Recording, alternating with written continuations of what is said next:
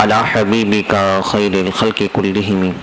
محبت سے باواز بلند درود پاک پڑھ لیجیے. اللہم صلی علی سیدنا و مولانا محمد معدن الجود والکرم وآلہ وبارک وسلم. صلاۃ و سلام علیک یا سیدی یا مکی یا مدنی یا رسول اللہ. محبت سے نبی پاک علیہ السلام پر درود پاک ایک مرتبہ پھر پڑھ لیجیے. اللہم صلی علی سیدنا مولانا محمد معدن الجود والکرم وآلہ وبارک وسلم. صلاۃ و سلام علیک یا سیدی یا مکی یا مدنی یا رسول اللہ. اللہ رب العالمین کا بہت فضل، اسی کا کرم، اسی کی دی ہوئی توفیق سے ایک مرتبہ صحت و عافیت کے ساتھ پھر ہم نماز جمعہ کے لیے حاضر ہیں. اللہ تبارک و تعالیٰ اسی طرح صحت و عافیت کے ساتھ زندگی کی آخری نمازیں بھی ہمیں خود چل کر مسجد میں ادا کرنے کی توفیق نصیب فرمائے. بخاری شریف حدیث نمبر 6502 نوٹ کرنا چاہیں تو آپ نوٹ کر لیں. 6502 بخاری شریف کی یہ حدیث مبارکہ ہے. بڑی مشہور و معروف حدیث ہے اور اس کو بیان کرنا اس لیے بھی ضروری ہے کہ اللہ تبارک و تعالیٰ نے بحیثیت مسلمان کچھ چیزیں ہمیں ماننے اور ان پر ایمان رکھنے کو ضروری قرار دیا ہے، اور اس کو اگر تسلیم نہ کیا جائے تو اس کے بڑے خطرناک نتائج ہیں، جس کا ذکر اس حدیث مبارکہ میں ہے. اللہ رب العزت اس حدیث مبارکہ میں فرماتا ہے، یہ حدیث قدسی ہے، یعنی محبوب کریم علیہ السلام نے براہ راست اللہ کے کلام کو بیان فرمایا. حضرت سیدنا ابو ہریرہ رضی اللہ تعالیٰ عنہ اس حدیث کے راوی ہیں. نبی پاک صلی اللہ تعالیٰ علیہ وآلہ وسلم نے فرمایا کہ اللہ یہ فرماتا ہے، من عادی لی ولیا فقد آذنتہ بالحرب. اللہ یہ فرماتا ہے کہ جو میرے کسی ولی سے دشمنی رکھے تو اللہ فرماتا ہے میرا اس کے لیے اعلان جنگ ہے. اللہ تعالیٰ کے کسی ولی سے، اللہ کے کسی دوست سے، اللہ کے کسی پیارے سے، اللہ کے کسی مقرب سے دشمنی رکھنا، اللہ فرماتا ہے کہ اس کے لیے اعلان جنگ ہے. اللہ یہ فرماتا ہے. اور اللہ تعالیٰ کے اعلان جنگ کا معنی کیا ہے؟ محدثین فرماتے ہیں کہ جب دو دشمن آمنے سامنے ہوں تو ہر ایک کی کوشش ہوتی ہے کہ سامنے والے کو سب سے زیادہ نقصان پہنچایا جائے، اس کی سب سے قیمتی چیز کو نقصان پہنچایا جائے. بلا تشبیہ بلا تمثیل اللہ تعالیٰ ہماری ان ناقص مثالوں سے پاک ہے. جب اللہ کسی سے اعلان جنگ فرمائے تو اس کے معنی محدثین یہ فرماتے ہیں کہ ایک بندہ مومن کے پاس یا کسی بھی انسان کے پاس اگر کوئی قیمتی ترین چیز ہے دنیا میں تو وہ ایمان ہے، اور اسی ایمان پر سارے اخروی معاملات کا دار و مدار ہے. محدثین فرماتے ہیں کہ جو اللہ تعالیٰ کے اولیاء سے، مقربین اور صالحین سے بغض رکھے، دشمنی رکھے، تو اس کا سب سے بڑا نقصان یہ ہے کہ اللہ تعالیٰ اس کے ایمان کو سلب فرما دیتا ہے. اور پھر اسی حدیث میں نبی پاک علیہ السلام نے فرمایا کہ اللہ یہ فرماتا ہے، اگلے الفاظ، وَمَا تَقَرَّبَ إِلَيَّ عَبْدِي بِشَيْءٍ أَحَبَّ إِلَيَّ مِمَّا افْتَرَضْتُ عَلَيْهِ وَمَا يَزَالُ عَبْدِي يَتَقَرَّبُ إِلَيْهَا بِالنَّوَافِلِ حَتَّى أُحِبُّهُ. وہ فرماتے ہیں کہ اللہ نے یہ فرمایا کہ پھر بندہ، اگر بندہ مومن جس پر فرائض اور واجبات میں نے مقرر کیے ان پر وہ عمل پیرا ہوتا ہے، اور عمل کرتے کرتے کرتے پھر وہ نوافل میں مشغول ہوتا ہے۔ اس سے ہمیں ترتیب بھی پتہ لگتی ہے کہ فرائض و واجبات بہر صورت مقدم ہیں، نوافل مستحب کام ان کا درجہ فرائض و واجبات کے بعد ہے۔ تو انسان جب فرض ادا کرنے کے بعد، واجبات ادا کرنے کے بعد نوافل میں مشغول ہوتا ہے تو اللہ یہ فرماتا ہے کہ وہ نوافل میں مشغول ہوتا رہتا ہے یہاں تک کہ میرا قرب حاصل کرتا رہتا ہے، اور پھر اس درجے پر پہنچ جاتا ہے، اللہ یہ فرماتا ہے حتی احبہ، یہاں تک کہ میں اس سے اپنا پیارا بنا لیتا ہوں۔ تو دوسری بات ہمیں یہاں یہ بھی پتہ لگی کہ اللہ کا ولی بننا، مقرب بننا، اللہ کا محبوب بننا، اللہ کا پیارا بننا، یہ کوئی ناممکنات میں سے نہیں ہے۔ جیسے کہ نبوت، نبی ہونا، نبی پاک علیہ الصلوۃ والسلام خاتم النبیین ہیں، لیکن آپ علیہ الصلوۃ والسلام سے پہلے بھی جو انبیاء تشریف لائے تو نبوت کے بارے میں امت کا اتفاق اور اجماع ہے کہ نبوت کوئی ایسی چیز نہیں ہے کہ جس کو کوشش سے، محنت سے حاصل کر لیا جا سکے۔ کوئی عبادت کرتے کرتے اس درجے پر پہنچ جائے گے، اس کو نبی بنا دیا جائے، یہ نبوت کا معیار نہیں ہے۔ نبوت اللہ تعالیٰ کے منتخب مناصب ہیں، منتخب افراد کے لیے ازل سے فیصلے، جبکہ ولایت کے بارے میں اللہ تعالیٰ نے، جیسا کہ اس حدیث سے ہمیں معلوم ہوتا ہے کہ اپنے قرب کے دروازے اللہ رب العالمین نے تمام مومنین کے لیے کھلے رکھے ہیں۔ قیامت تک کے لیے ہر ایک کو دعوت عمل ہے کہ آئے، اور جتنے اللہ تعالیٰ کے مقربین و صالحین ہیں جنہوں نے اللہ کی اطاعت و فرما برداری میں، اس کی عبادت میں، شریعت کی پاسداری میں اپنی زندگی کو گزارا، ان کے مبارک طریقے اور یہ حدیث مبارکہ کا پیغام یہ دعوت عمل دیتا ہے کہ اللہ کے قرب پانے کے ذرائع قیامت تک کھلے ہیں، اور ہر ایک کو یہ دعوت عمل ہے کہ وہ بھی آگے بڑھے، کوشش کرے، جستجو کرے، مکمل نہ صحیح جتنا ان کی زندگی سے وہ فائدہ اٹھا سکتا ہے ان سے فائدہ اٹھائے، اور اللہ کے قرب کی جستجو رکھے اور اس کے لیے وہ کوشش کرے۔ تو ولایت یعنی ولی بننا، یہ قیامت تک اس کا دروازہ کھلا ہے۔ یہ نہیں کہا جا سکتا کہ قرون اولیٰ میں کوئی ولی تھا، صحابہ کے دور میں جو ولایت کے درجے پر فائز تھا، یا ان کے بعد کے جو ادوار گزرے ہیں صرف ولایت کا تعلق ان زمانوں سے ہے، بلکہ قیامت تک کے لیے دروازہ کھلا ہے۔ یہ اور بات ہے کہ وہ ادوار چونکہ عہد رسالت مآب صلی اللہ تعالیٰ علیہ وآلہ وسلم سے قریب تھے اور ان میں شریعت کا نفاذ زیادہ تھا، تو انہوں نے اس منصب کو زیادہ حاصل کیا، وہ زیادہ اس سے مستفیض ہوئے، اللہ کے قرب کے انہوں نے اور منازل کو طے کیا۔ لیکن دروازے قیامت تک کھلے ہیں، آپ بھی آگے بڑھیں، ہم بھی آگے بڑھیں، کوشش کریں اللہ کے قرب کے لیے، اور اللہ تعالیٰ نے ہمیں مواقع فراہم کیے اور آسان سا اصول اس حدیث مبارکہ میں دیا۔ اچھا، اس کا یہ مطلب بھی نہیں ہے کہ ہر ایک کو اللہ کا ولی، اللہ کا ولی، اللہ کا ولی کہہ کر اس ولایت کے منصب کو اتنا گھٹا دیا جائے۔ یہ اتنا ہلکا منصب بھی نہیں ہے کہ اس کو بڑی آسانی سے ایک جملے میں دوسرے کو جو فاسق و فاجر ہو اور بے دین شخص بھی ہو اس کو بھی ہم کہہ دیں کہ تو اللہ کا ولی ہے۔ یہ بھی مراد نہیں ہے۔ جستجو ہے، محنت ہے، مشقت ہے، ریاضت و مجاہدات کا ایک لمبا سفر ہے، اور علم دین کا حصول یہ بھی اس کے لیے بنیادی تقاضوں و شرائط میں سے ہے۔ یاد رکھیے گا، کوئی جاہل شخص اللہ کا ولی نہیں ہو سکتا۔ یہ اصولی بات ہے۔ جو شریعت کی کھلے عام خلاف ورزی کرتا ہو، شریعت کو سر عام پامال کرتا ہو، اور وہ 4-6 چادریں لگا لے اور بڑی بڑی تسبیحاں گھماتا رہے اور بڑے بڑے چھوارے پھینکتا رہے اور پھونکے مارتا رہے، تو یہ کوئی ولایت کے معیار نہیں ہے۔ بلکہ آپ کو سن کے حیرت ہوگی کہ ہمارے اکابرین نے یہاں تک فرمایا، حالانکہ کرامات کا ثبوت قرآن و حدیث سے ہے، اگر وقت بچا تو کچھ ایک باتیں ہم سماعت کریں گے، لیکن ہمارے اکابرین نے یہاں تک لکھا، یہ اصول کی کتابوں میں موجود ہے، کہ اگر کوئی ہمارے سامنے خلاف عادت کام کر کے بھی دکھائے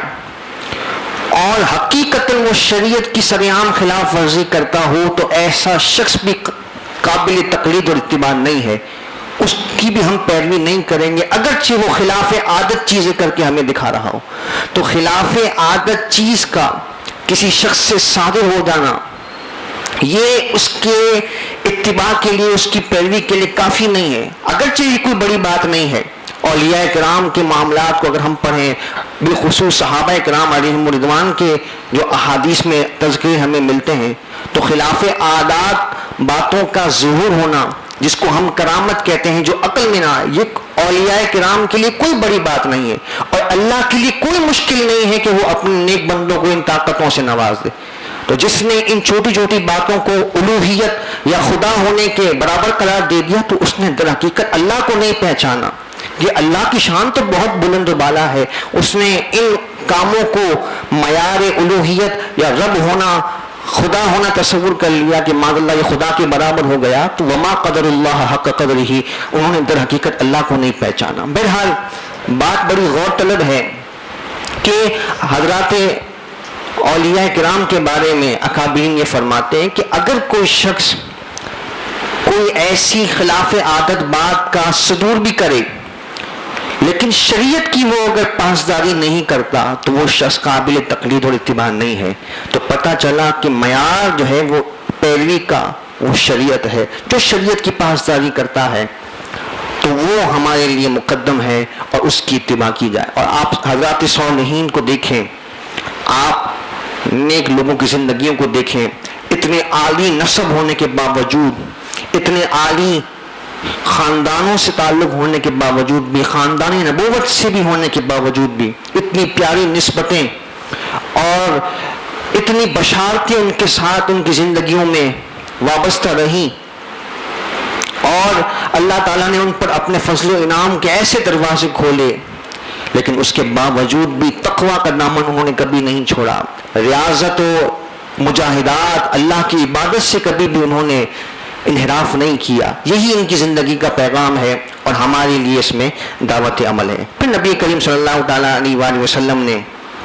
آگے فرمایا کہ جب بندہ نوافل کی کثرت کرتا ہے تو اللہ تعالیٰ اسے اپنا محبوب بنا لیتا ہے۔ جب اللہ تعالیٰ محبوب بنا لیتا ہے، میں حدیث قدسی پڑھ رہا ہوں، بخاری شریف حدیث نمبر 6502، پھر اللہ فرماتا ہے فَإِذَا أَحْبَبْتُهُ، جب میں اسے اپنا محبوب بنا لیتا ہوں، كُنْتُ سَمْعَهُ الَّذِي يَسْمَعُ بِهِ، پھر میں اس کے کان بن جاتا ہوں جس سے وہ سنتا ہے۔ یہ حدیث قدسی کے الفاظ ہیں، بخاری شریف اصح الکتب بعد کتاب اللہ، اللہ کی کتاب کے بعد سب سے صحیح ترین روئے زمین پر کتاب بخاری شریف۔ اللہ فرماتا ہے کہ میں اس کے کان بن جاتا ہوں جس سے وہ سنتا ہے، وَبَصَرَهُ الَّذِي يُبْصِرُ بِهِ، اور میں اس کی آنکھ بن جاتا ہوں جس سے وہ دیکھتا ہے، وَيَدَهُ الَّتِي يَبْطِشُ بِهَا، اور میں اس کے ہاتھ بن جاتا ہوں جس سے وہ پکڑتا ہے، وَرِجْلَهُ الَّتِي يَمْشِي بِهَا، میں اس کے پیر بن جاتا ہوں جس سے وہ چلتا ہے۔ اب اللہ تعالیٰ جسم سے، جسمانیت سے پاک ہے، یہ امت کا متفقہ عقیدہ ہے۔ اللہ تعالیٰ جسمانی عوارض سے، جس کے ہم مخلوق محتاج ہیں، اللہ ان سے پاک ہے۔ تو اس کے معنی کیا ہے کہ میں کان بن جاتا ہوں جس سے وہ سنتا ہے؟ تو پھر اللہ تبارک و تعالیٰ کے آنکھ بن جانے سے کیا مراد ہے، اس کے ہاتھ بن جانے سے کیا مراد ہے؟ تو احادیث کا مطالعہ اور محدثین یہ فرماتے ہیں کہ اس سے مراد یہ ہے کہ پھر اللہ تبارک و تعالیٰ دور و قریب کے معنی کو، فاصلوں کو اس کے لیے ختم کر دیتا ہے، اور اس کو وہ تصرفات عطا فرما دیتا ہے کہ جو عام مخلوقات کے لیے ماوراء ہوتے ہیں۔ اس کی چند ایک مثالیں میں احادیث کی روشنی میں آپ کے گوش گزار کروں گا۔ اللہ تعالیٰ اس کے لیے مخلوق کو گویا کہ جکڑ کر رکھ دیتا ہے، ساری کائنات کو اس کی خدمت پر معمور کر دیتا ہے، اور یہ اللہ کے لیے کوئی مشکل نہیں ہے۔ جو اللہ کو قادر مطلق مانتا ہے، ان اللہ علی کل شیء قدیر کا مالک مانتا ہے، تو اس کو یہ سمجھنا کوئی مشکل نہیں ہے۔ اور میں نے جیسا کہ عرض کیا کہ اللہ کے لیے کوئی بعید نہیں ہے کہ اللہ تعالیٰ خرق عادت چیزوں کے ظہور کو اپنے نیک بندوں کے ذریعے سے ظاہر فرمائے، اور اس کی مثالیں بھی موجود ہیں قرآن میں بھی، احادیث میں بھی، جس کو ہم سماعت کریں گے۔ پھر آگے فرمایا حدیث میں، اللہ فرماتا ہے وَإِن سَأَلَنِي لَأُعْطِيَنَّهُ، اگر وہ مجھ سے کوئی سوال کرے تو تاکید کے ساتھ امفسائز کر کے زور دے کے فرمایا لَأُوتِيَنَّهُ، میں ضرور بضرور اس کو عطا کرتا ہوں، یعنی وہ مستجاب الدعوات بن جاتا ہے، اللہ تعالیٰ اس کی دعا کو رد نہیں فرماتا۔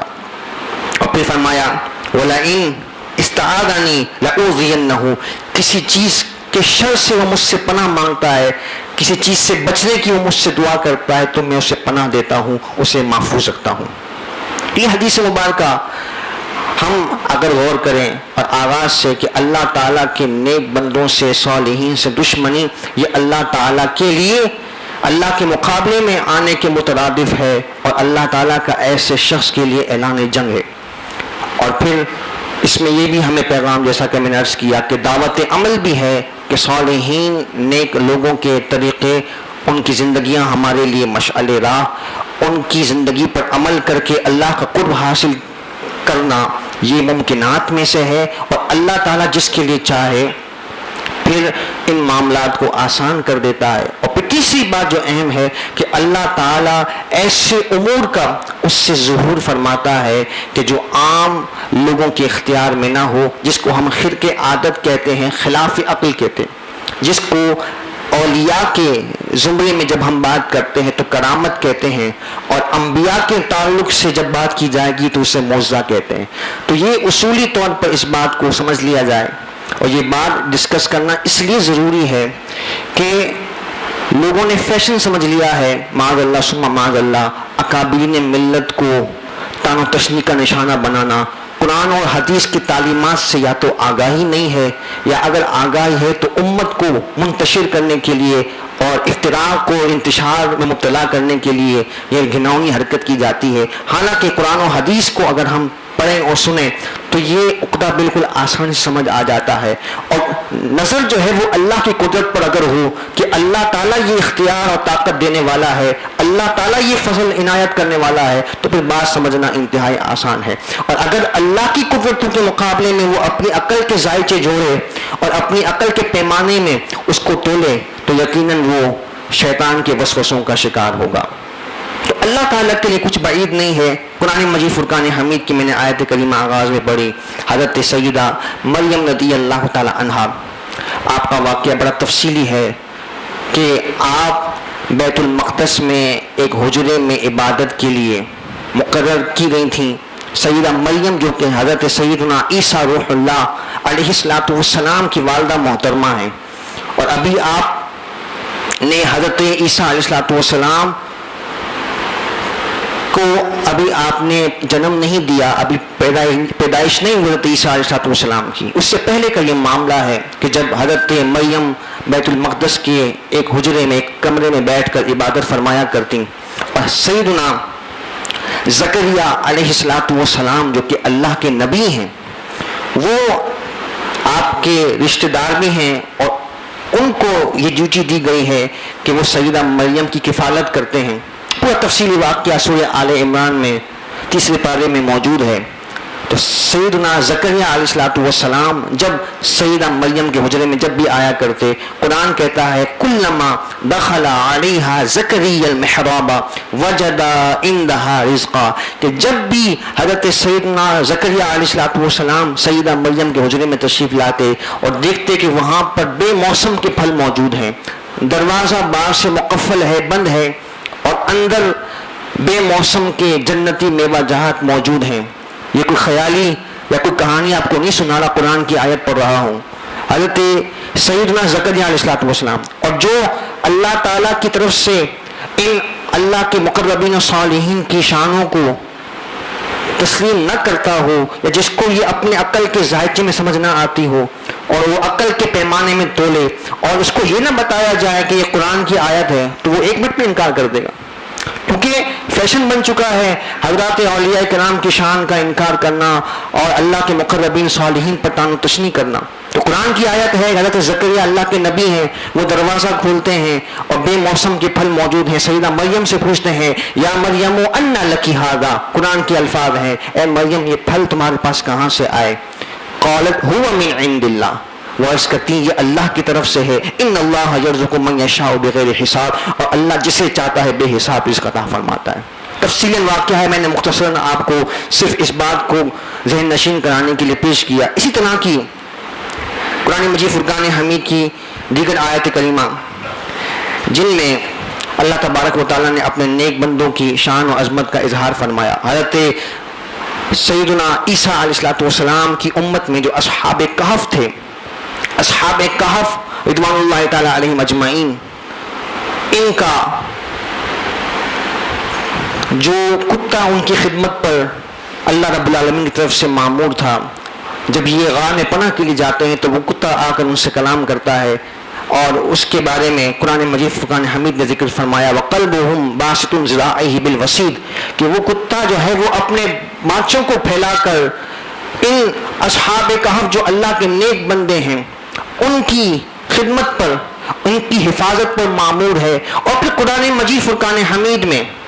آیت کریمہ میں ہے کہ اللہ تبارک و تعالیٰ نے ان اصحاب کہف کی تکریم میں، جو کہ حضرات اولیاء کرام ہیں اور کوئی نبی نہیں ہے اور اس امت کے بھی اولیاء نہیں ہیں، حضرت سیدنا عیسیٰ علیہ نبینا علیہ السلام کی امت کے اولیاء ہیں، اور ان کے بارے میں قرآن یہ کہتا ہے کہ اللہ رب العالمین نے سورج کو حکم فرمایا کہ وہ سڑک کر سے گزرے کہ کہیں اس کی تپش سے حضرات اصحاب کہف کو تکلیف نہ ہو۔ یہ ہے اللہ تعالیٰ کے نیک بندوں کا مقام جو قرآن ہمیں سمجھا رہا ہے کہ اللہ تعالیٰ مخلوق کو اور کائنات کے نظام کو ان کے لیے تبدیل فرما دیتا ہے، ان کے لیے آسانیاں پیدا فرما دیتا ہے، اور سورج کو حکم دے رہا ہے جو کہ اپنے ایک مدار پہ چلتا ہے۔ اللہ تعالیٰ نے ان کو یہ تعظیم و تکریم ان کو عطا فرمائی کہ سورج کو حکم فرمایا کہ وہ اپنی جگہ سے سرک کر گزرے، کہیں اصحاب کہف کو ان کے گزرنے سے تکلیف نہ ہو، ان کی تپش سے تکلیف نہ ہو۔ یہ قرآن کی آیت کریمہ ہے۔ پھر اسی طرح حضرت سیدنا سلیمان علیہ السلام کا مشہور واقعہ، آپ کے دربار کے ایک خادم آصف بن برخیہ جنہیں اللہ تعالیٰ نے کتاب کا علم عطا فرمایا، وہ وزنی تخت جو کہ 40 افراد مل کر مشکل سے ہلایا کرتے تھے، وہ کوسوں میل دور ایک پلک جھپکنے سے پہلے وہ حاضر کر دیتے ہیں۔ اگر یہ نہ بتایا جائے کہ قرآن کی آیت کریمہ ہے تو جس نے اپنی عقل پر اس کو پرکھنا ہے وہ ایک لمحے میں اس کا انکار کر دے گا۔ حالانکہ نظر اس بات پر ہو، توجہ ہمیں یہ کرنی چاہیے کہ اگر اللہ تعالیٰ اس فضل اور قدرت کو اپنے بندوں کے ذریعے سے ظاہر فرمائے تو اس کے لیے کوئی بعید نہیں، کیونکہ اللہ تعالیٰ ہر چاہت پر قادر ہے۔ اگر اس نے یہ سمجھا کہ یہ کام کر دینا معاذ اللہ یہ خدا ہونے کے برابر ہو جائے گا، تو میں نے عرض کیا کہ حقیقت میں اس نے خدا کو نہیں پہچانا، کہ خدا کی طاقتوں کو اس نے محدود کر دیا اور اپنی عقل کے زاویوں کے مطابق اس نے خدا کا ایک طاقت کا تصور قائم کر لیا۔ حالانکہ اللہ کی قدرتیں، اس کی عظمتیں ہماری وہم و گمان سے، کائنات کی ساری طاقتوں سے بلند و بالا ہیں۔ تو وما قدر اللہ حق قدرہ، انہوں نے در حقیقت اللہ کی قدر و منزلت کو نہ پہچانا۔ تو قرآن مجید فرقان حمید سورہ نمل کی آیت کریمہ آیت نمبر 40 میں اللہ فرماتا ہے قال الذی عنده علم من الکتاب انا آتیک بہ قبل ان یرتد الیک طرفک۔ حضرت سلیمان علیہ السلام سے آپ کے اس درباری نے جو کتاب کا علم رکھتے تھے، وہ نبی نہیں تھے آصف بن برخیہ، لیکن انہوں نے جو ہے وہ حضرت سلیمان علیہ السلام کے حکم پر پلک جھپکنے سے پہلے وہ بھاری تخت جو ہے وہ پیش فرما دیا۔ پھر آپ احادیث کے ضمن میں دیکھیں تو حضرات صحابہ کرام علیہم رضوان سے ایسی باتوں کا صدور جو کہ صحیح احادیث کی روشنی میں موجود ہے۔ کنت سمعہ الذی یسمع بہ کو ذہن میں رکھیے گا کہ حضور یہ فرماتے ہیں کہ اللہ نے حدیث قدسی میں یہ فرمایا کہ میں اس کے کان بن جاتا ہوں جس سے وہ سنتا ہے۔ تو پھر حضرت سیدنا فاروق اعظم رضی اللہ تعالیٰ عنہ، آپ اپنے دور مبارک میں صحیح حدیث میں یہ موجود ہے کہ آپ منبر اقدس پر موجود ہیں، اور ساریہ جو کہ آپ نے امیر لشکر مقرر کر کے ایک غزوہ کے لیے، ایک جہاد کے لیے انہیں روانہ کیا تھا، تو سیدنا ساریہ رضی اللہ تعالیٰ عنہ کی توجہ میدان جنگ میں کہیں اور تھی، اور پہاڑ کے پیچھے سے دشمن کے حملے کا اندیشہ تھا۔ تو اس وقت جناب سیدنا عمر رضی اللہ تعالیٰ عنہ آپ اپنے منبر اقدس پر مسجد نبوی شریف میں خطبہ ارشاد فرما رہے تھے، اچانک آپ یہ الفاظ کہتے ہیں یا ساریہ الجبل الجبل۔ لوگ پریشان ہیں کہ اچانک حضرت عمر یہ کیا بات کہہ رہے ہیں، اور اس بات کا مضمون سے گفتگو سے کوئی تعلق نہیں ہے، اور ساریہ تو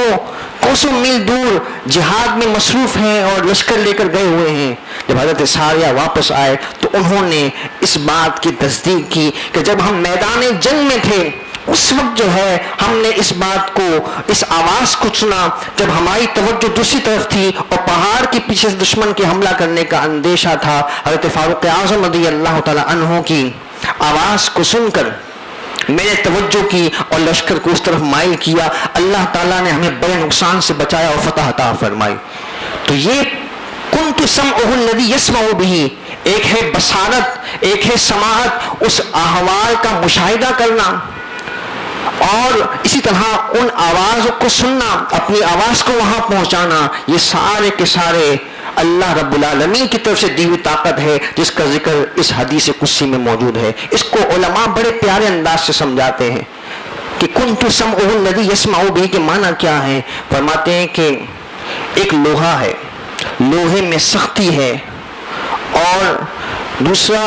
کہ وہ ٹھنڈی دھات ہے، اس کو آپ ہاتھ رکھیں تو کوئی آپ کو جلن محسوس نہیں ہوگی. لیکن اسی آگ کو آگ میں تپایا جائے،